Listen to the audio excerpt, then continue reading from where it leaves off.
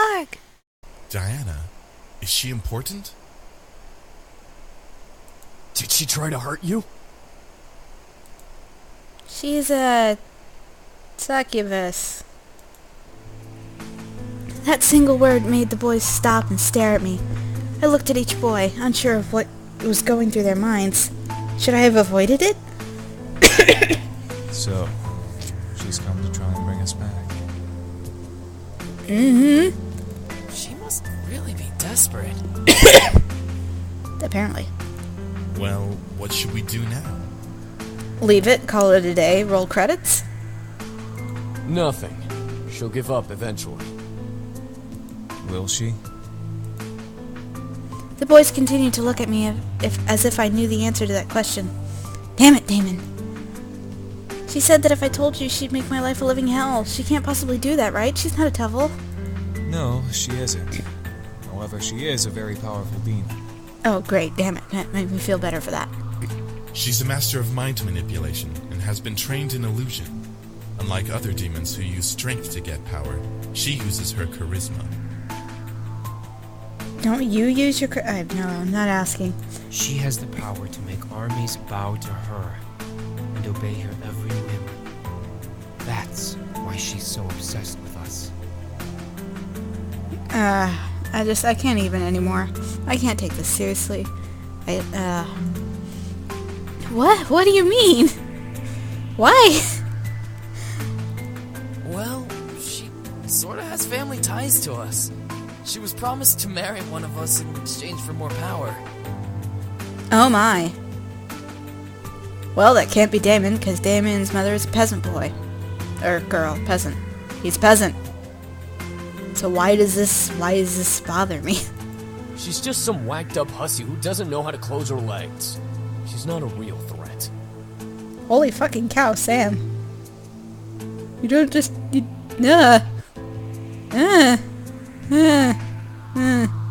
Oh, really? I feel insulted. Fuck! Can I not just have one normal day? Can that not be a thing? The boys and I looked around the room, wondering where the voice came from. I felt cold sweat run down the back of my neck in fear, remembering what kind of power she had. At last we saw Diana by the entrance of the kitchen, juggling a single red apple in her hand. As she leaned against the archway, the boys quickly surrounded me, glaring at the intruder. There's the apple. There it is. I wondered why these achievements had something to do with apples. Okay. So, you took up a human name as well. Beautiful name, isn't it? Well, for a human name, anyway. Not really, no. I mean, I've met people with more beautiful names. Diane is just kind of take it, leave it. I mean, there was a Princess Diana. She was awesome, but I mean, as far as the name itself goes, What the hell do you want? Yeah, what do you want? Tell me what you want. To bring you back, of course. However, you weren't supposed to know that I was coming. I completely forgot about that little mind-reading ability. My mistake. Oh, good. She doesn't blame me for this one. Diana pushed off from the archway and walked towards us, making the boys step closer to me in a protective circle. Diana laughed. My. What has the world come to? A group of demons protecting a human girl? I'll tell you right now, she's not that pretty. And from what I can tell, she's still a virgin. Why does that even matter? Like, why does it matter that I'm still a virgin? I don't understand why this matters. I mean, shouldn't that add to sexual appeal? Says the virgin desperately trying to protect and or justify her virginness. My face grew red in complete anger and embarrassment. How dare she? How dare she make it known to everybody in the room that I haven't had sex? How fucking dare she? How fucking dare she?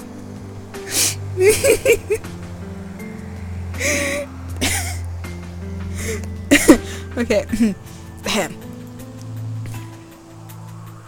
I just...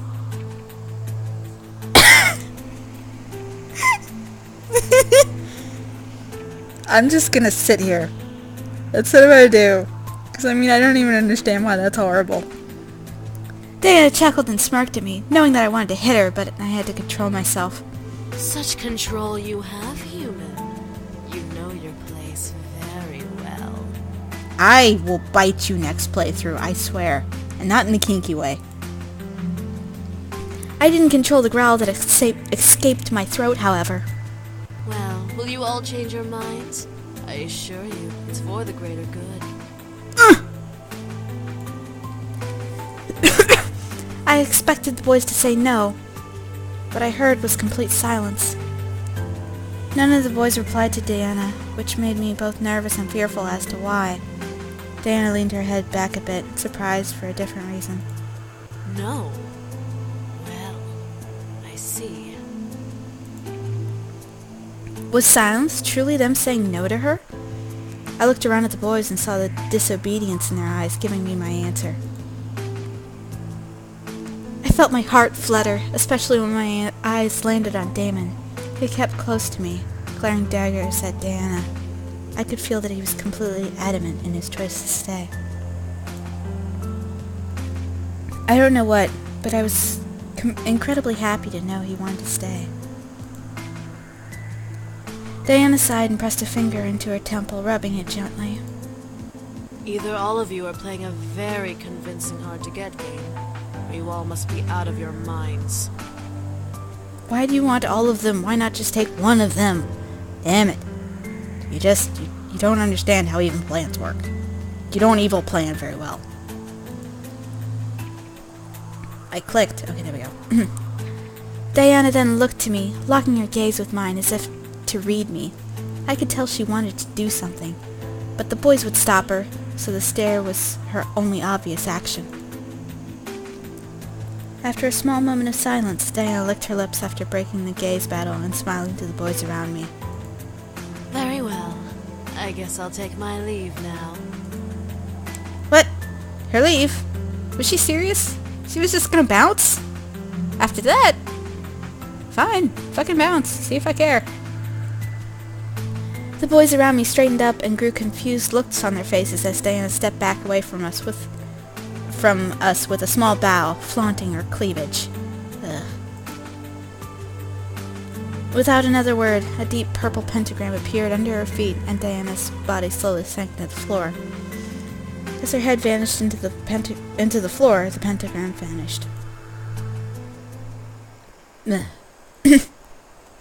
At once the boys relaxed and slowly began to return to their spots at the table, each in deep thought. She'll be back, but she won't kill us. She needs us alive. Great. Great. Is this a setup for the second game that they're making? Which has the demo out right now? Plug. Whatever. We'll just keep saying no. She can't force us to come back. Cute, Matthew. She can't do anything but annoy us. Eventually, she'll give up. That's the hope, anyway. Hopefully. It's lagging. Why is it lagging? Damon walked over to me and stood before me, looking at me with concern. We'll protect you. Don't worry. Thank you. I nodded, feeling that he was telling the truth, or at least a hopeful and comforting thought. Damon gently took my hand in his and brought it up to kiss my knuckles, however, making me blush and forget what I was thinking about. The sound of collective chuckles and playful snickers whispered through the air, making me blush even more, but as Damon sighed and cleared his throat, the laughter stopped. I looked up to see he was glaring at his brothers with his lips out on my hand. Oh my! He's protective. He and I pulled away from each other just as the sound of Naomi's car appeared. I quickly ate my food, waved to the boys, and left, confident that nothing was going to happen. Never, ever say that nothing will happen before the day is over. Damn it! I thought... No. I avoided talking about the ride back home yesterday, saying that the ride was a one-time thing. I'll be riding with you guys from now on to and from school. The girls seemed very happy. We entered the school, quickly gathered our things from our lockers, and headed to class. There were no events, to our surprise. History wasn't exactly fun, but our teacher was great.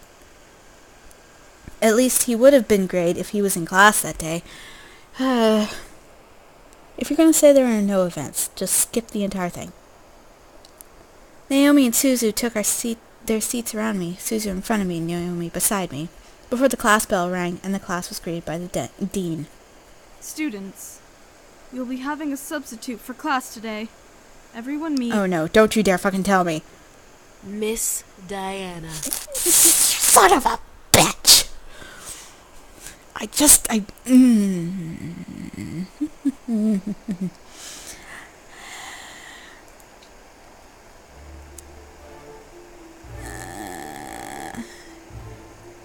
My heart stopped. At the door with the dean was Diana, looking over the students and smirking at her as her eyes landed on me.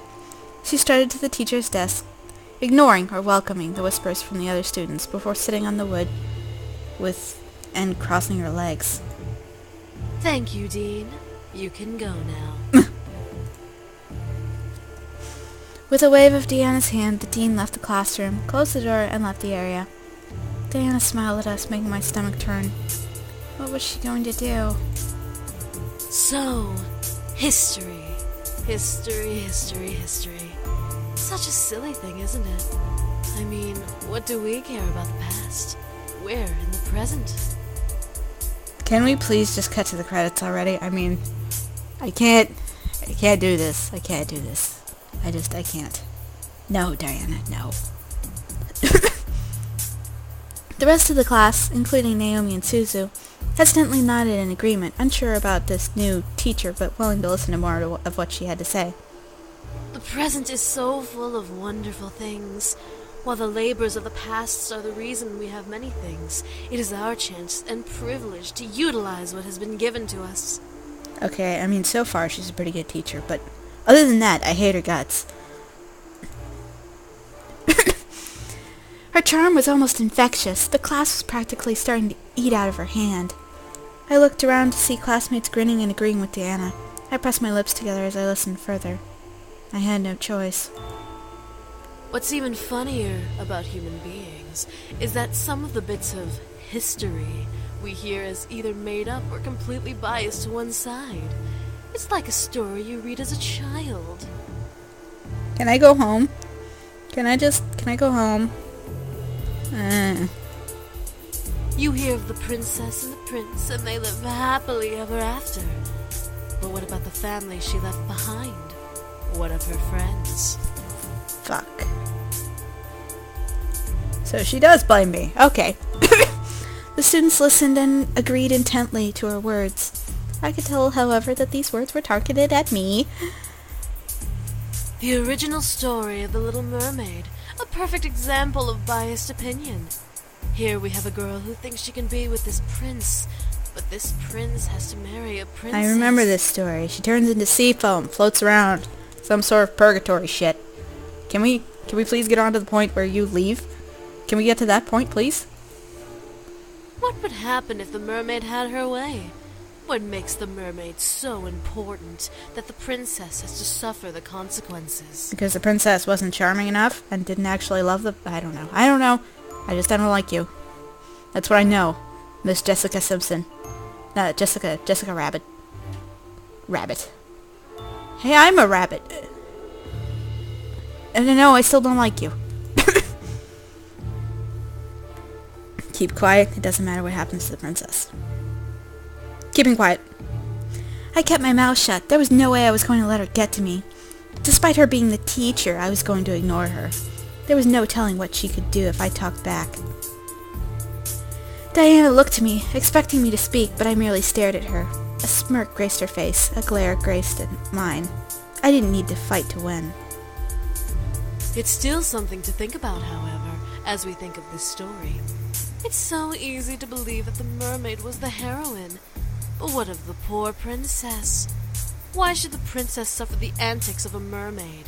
The princess didn't do anything wrong to her. You know, if you actually read the fucking story, it was a nun from a convict.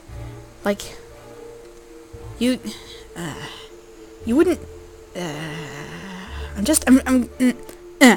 okay, I'm moving on.